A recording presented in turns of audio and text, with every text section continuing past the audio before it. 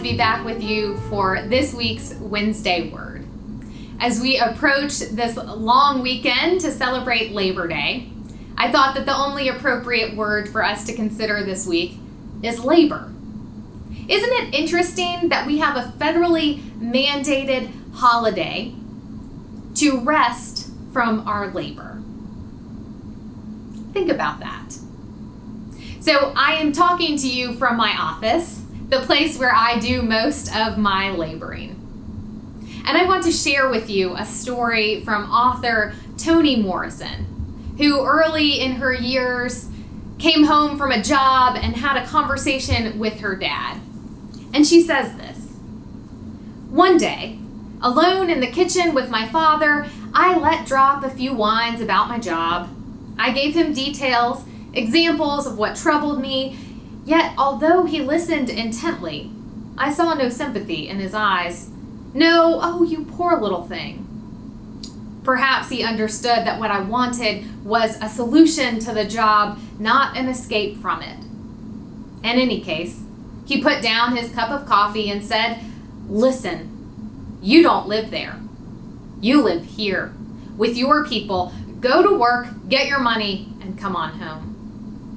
That was what he said, but this is what I heard. 1, whatever the work is, do it well, not for the boss, but for yourself. 2, you make the job. It doesn't make you. 3, your real life is with us, your family. 4, you are not the work you do. You are the person you are." I have worked for all sorts of people since then, she says. Geniuses and morons, quick-witted and dull, big-hearted and narrow.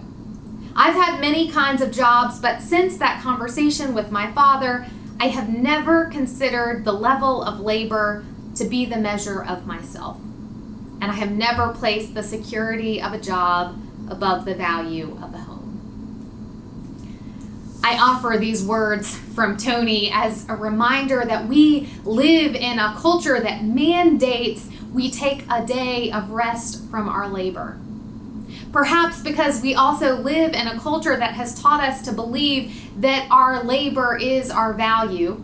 What we produce determines how valuable we are in this world that always boils down to economic terms.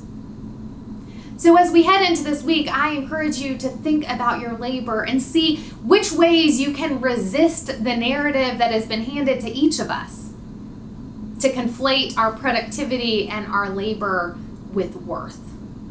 Because I can tell you this, God's promise is so much bigger than that.